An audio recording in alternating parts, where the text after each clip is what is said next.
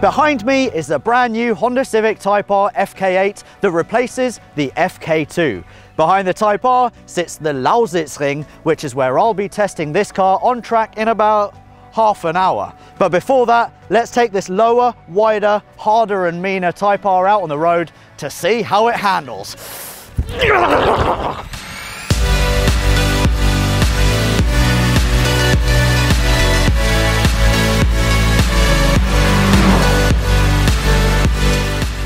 The new Type R now features 316 horsepower, has a top speed of 169 miles an hour, will lap the Nürburgring in 7 minutes 43.8, and has a raft of improvements to the suspension and chassis that make it the fastest and baddest front-wheel drive car on the planet. This then is front-wheel drive done right. Before I go on track, I thought I would take the car out on the road and give you guys some thoughts on it. Well, the first thing you notice when you have the car in plus R mode is that it rev matches for you.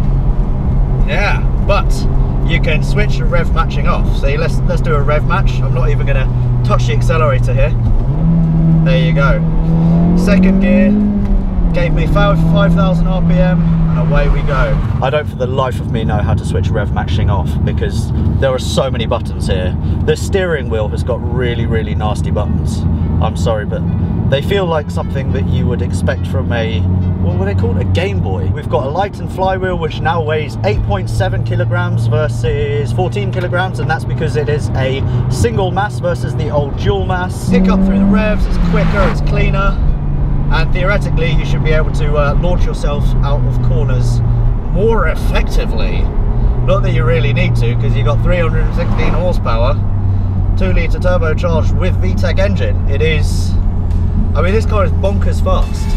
That's because the new FK8 has been given loads of improvements over the FK2, including bigger wheels, wider tyres and a wider track, a lower bonnet that now features a cool hood scoop, as well as vortex generators which punch the air and direct it to the wing, which, despite being thinner now, actually creates more downforce. The exhaust is also new and features a central smaller pipe to reduce exhaust boom. On the rear, we now have multi-link suspension. Before it was a torsion beam, but crucially, with that multi-link rear suspension, the ride is so much better than before. The styling, I really like, but I know a lot of you are not sold on the styling. And the actual shell of the car is 16 kilograms lighter because to glue the car together, they used adhesives instead of spot welds. I can't actually feel any torque steer whatsoever, which is astonishing considering we've got 316 horsepower. Oh, it feels so much more grown up. I know that's kind of a bad thing in some ways, but what I mean is you can use it as a daily so much better. It doesn't look like a more grown up car because it still looks completely obnoxious and over the top, but it is the only car in its class that produces actual downforce. All other cars just reduce lift. This produces downforce, which is pretty cool. So let's go to comfort mode, shall we? Comfort. Oh yeah, and you can feel it's not wallowy, but it's even smoother still. So the new Type R is now more usable, rides way more nicely, and is ever so slightly faster with a top speed of 169. So I think it's only right we try to hit that top speed figure on the de-restricted Autobahn. We're on a de-restricted Autobahn in the new Civic Type R. Let's do this. Getting up to big speeds in the new Type R might sound impressive, but it really didn't feel it. High-speed stability in this car is sublime, and the slightly wider track and improved downforce helps keep the car pinned to the road. Come on! The speed at which the car gets to 169 miles an hour is also mighty impressive, as you can see.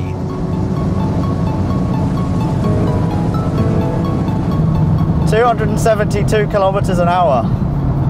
I think that's roughly 170. Good job!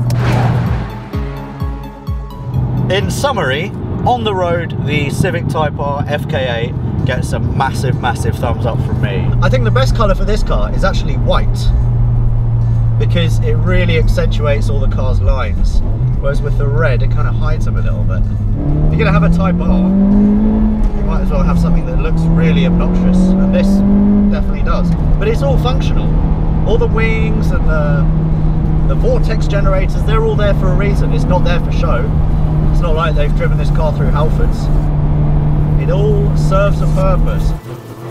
To prove just how functional all this crazy looking aero and new multi-link rear suspension is, it's time to hit the track.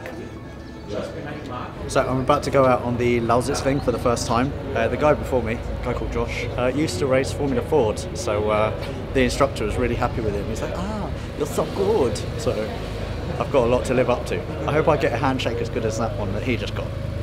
This is my instructor. Hello. Robert. Hello Robert, I'm Alex. Nice to meet you. Yeah, nice to meet you. Cool. Find yourself a good sitting position. Yeah, we'll do.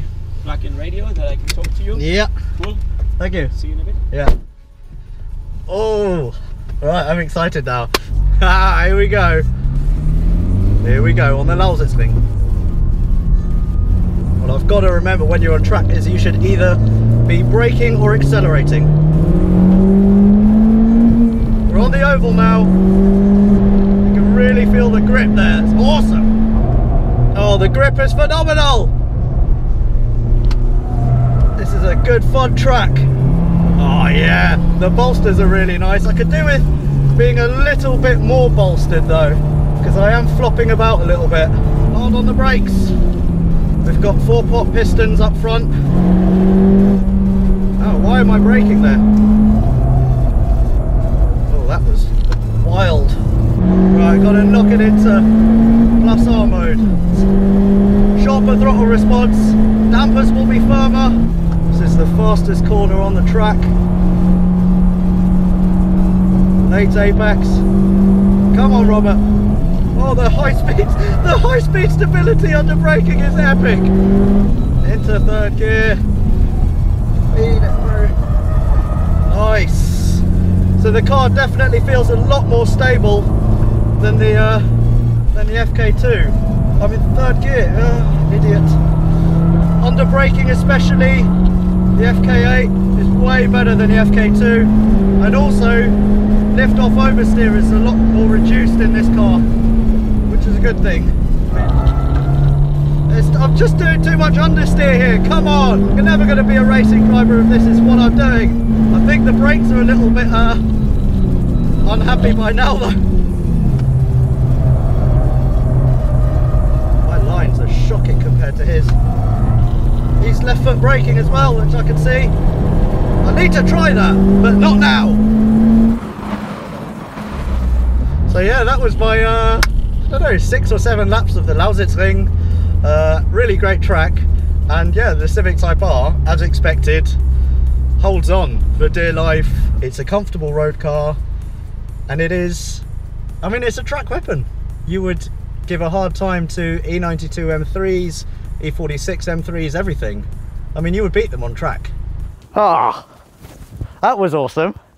Just been out on the Lausitzring in the new FK8, and yeah, my instructor, a guy called Robert, said that I was hugely above average, which I'll take. But the credit has to go to the FK8 because on track it is way more stable than the FK2. You can really feel that the multi-link rear suspension is doing its job. You can feel the downforce. The steering feels really nice. The wider track and the wider tyres also means that you've got better stability under hard braking.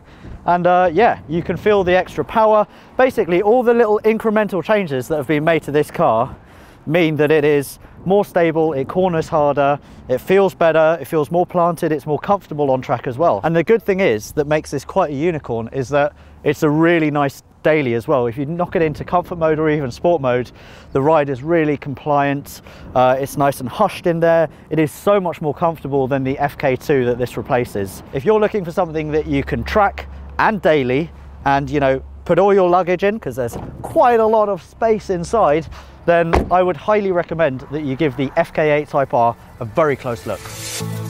In summary then, I'm very happy to report that the new FK8 Type R has no obvious flaws that I can think of. It now rides brilliantly, is perfectly comfortable over long distances, looks wicked, I know I'm in a minority here, and is a car that you can use as a daily driver and as a track car that will embarrass almost anything you put in its path.